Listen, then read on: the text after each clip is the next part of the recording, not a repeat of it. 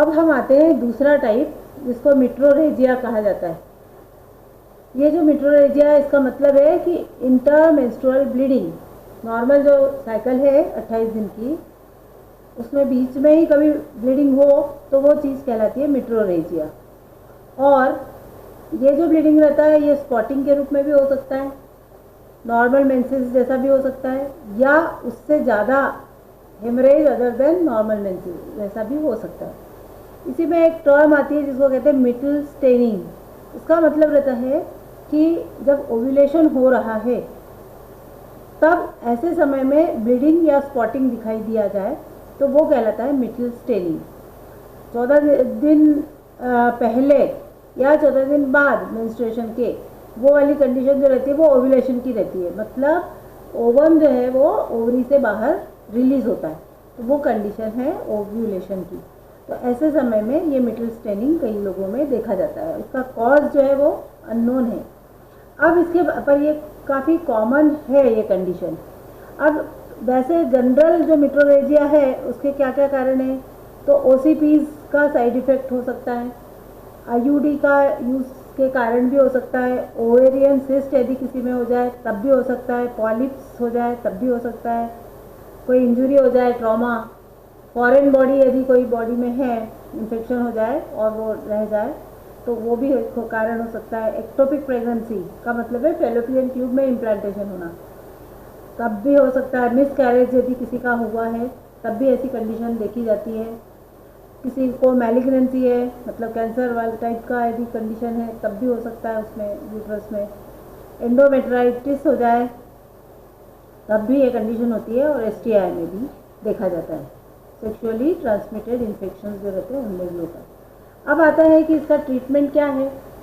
तो ट्रीटमेंट में यदि अपन देखें तो सबसे पहले तो 3 जो मेंस्ट्रुअल साइकिल्स हैं उसको चेक किया जाता है कि भाई इन तीनों साइकिल्स में कभी मेट्रोरेजिया हुआ क्या, मिटल स्टेनिंग हुआ क्या। जब ये चेकअप प्रॉपर होगा तब पता चलेगा कि कोई जो भी कंडीशन है वो सच में मेट्रोरेजिया की है। और ऐसे बाई चांस यदि हुआ है एक आध बार कभी कभी और फिर बाकी नहीं आया है, तो इसका मतलब वो मेट्रोरेजिया नहीं भी हो, इसलिए ये चेक करना ज़रूरी होता है। फिर ये जो चीज़ रहती है इससे फिर पैथोलॉजिकल क्या कारण है ये भी देखा जाता है, और उसके हिसाब से ट्रीटमेंट होती है। काउंसलिंग, एजुकेशन और सपोर्ट, उसको ये तीनों चीज़ें इसमें बहुत ज़्यादा इम्पॉर्टेंट है। मान लो किसी को मेलिग्नेंसी है या एंडोमेट्राइटिस है या एक्टोपिक प्रेगनेंसी है, तो उसके हिसाब से, या पॉलिप्स है, सिस्ट है, तो उसके हिसाब से उसका ट्रीटमेंट किया जाता है। अब आता है मेनोरेजिया। ये तीसरा टाइप है जो साइक्लिक ब्लीडिंग का जो अल्टरेशन होता है उसमें। मेनोरेजिया का जो मीन का नाम दूसरा है हाइपरमेनोरिया। हाइपर से क्लियर हो गया होगा कि जिसमें ब्लीडिंग ज़्यादा अमाउंट में हो वो कंडीशन कहलाएगी हाइपरमेनोरिया। इसमें एक्सेसिव मेंस्ट्रुअल ब्लीडिंग देखी जाती है, और ये एक्सेसिव ब्लीडिंग ड्यूरेशन और अमाउंट इसमें भी अंतर हो सकता है कि जैसे नॉर्मल साइकिल समझ लो 4 दिन की है तो वो 7 दिन तक हो गई, या अमाउंट ऑफ ब्लीडिंग भी ज़्यादा हो गया, तो वो दोनों कंडीशन ही हाइपरमेनोरेजिया कहलाता है या मेनोरेजिया कहलाता है। इसके क्या क्या कारण है इसमें, वही सेम हार्मोनल डिस्टर्बेंसेस यदि बॉडी में हो जाए तब ये कंडीशन हो सकती है, या कई बार ट्यूमर हो जाते हैं, बिनाइन भी हो सकता है वो, या मेलिग्नेंट है नियोप्लाज्म, तब उसके समय में भी ये मेनोरेजिया देखा जा सकता है। उसी तरह से कोई डिसीज़ हो जाए, जैसे सपोज करो लिवर डिसीज़ है, किडनी डिसीज़ है, या और कोई दूसरी डिसीज़ हो जाए, सीवीडी हो जाए, तो उसका जो असर है, उसकी दवाइयाँ, उसका जो असर है वो भी कई बार ये मेनोरेजिया के लिए कारण हो सकता है।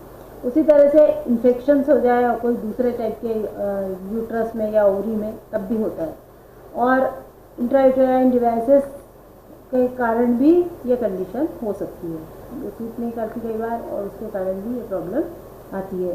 फाइब्रॉइड्स यदि हो जाते हैं तब भी ये मेनोरेजिया देखा जाता है।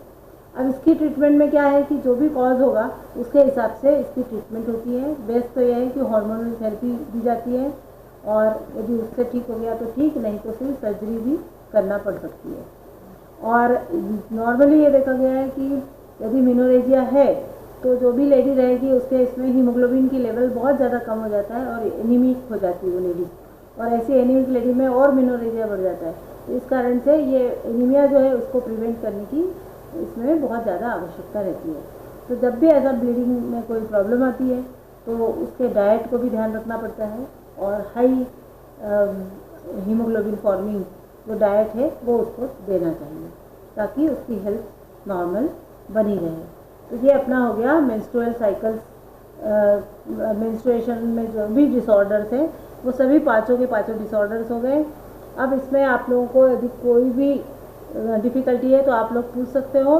दूसरी बात ये कि यहाँ पर मैंने तो एक एक जो प्रॉब्लम थी मेंस्ट्रुअल डिसऑर्डर की वो एक एक डील की है और डिटेल में की है। हो सकता है कि क्वेश्चन पेपर जब आता है तब उसमें एक जनरल आ जाए कि मेंस्ट्रुअल डिसऑर्डर कौन कौन से हैं और उसमें क्या कारण है और क्या उसकी ट्रीटमेंट लेना चाहिए। तो ऐसे समय में आप लोग उसको प्रॉपर पॉइंट वाइज करके एक ये ध्यान में रखते हुए कि भाई क्वेश्चन अपना दूसरा कोई छूटना नहीं चाहिए, उसके हिसाब से आप इसको प्रिपेयर करो। तो एक क्वेश्चन आप लोग पूरा बना लो इसका कि what are the menstrual disorders, है ना, और उसको डील पूरा करो और उसकी ट्रीटमेंट कॉजेस और उसकी ट्रीटमेंट पूरा लिखो। तो अपने आप ही, और उसका जो भी मटेरियल बने वो इस तरह से बनाओ ताकि आधे घंटे में एग्ज़ाम के समय वो सॉल्व किया जा सके। तो ये अपना कंप्लीट हो गया मेंस्ट्रुअल डिसऑर्डर्स का। अब नेक्स्ट जो टॉपिक लूँगी मैं वो मेनोपॉज के ऊपर लूँगी। एक और बात मुझे पता चली कि मैंने जो पोस्ट पार्टम फिजियोलॉजी पढ़ा रही थी मैं, तब ऐसे इसमें मैंने बहुत सारे लेक्चर्स उस पर दिए हैं और मेरे को जो फीडबैक मिला उसमें लिखा है कि स्टार्टिंग पॉइंट वाला ही है।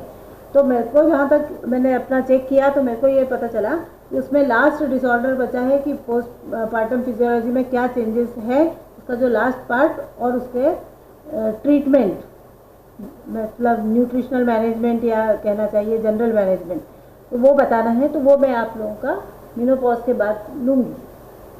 तो आप लोग जिसके पास भी वो नहीं है तो वो हो सकता है गर्ल एब्सेंट हो तो वो दूसरों से चेक कर ले ताकि मैं वो आगे वाला जो पढ़ाने का बचा है वो पढ़ा दूँगी।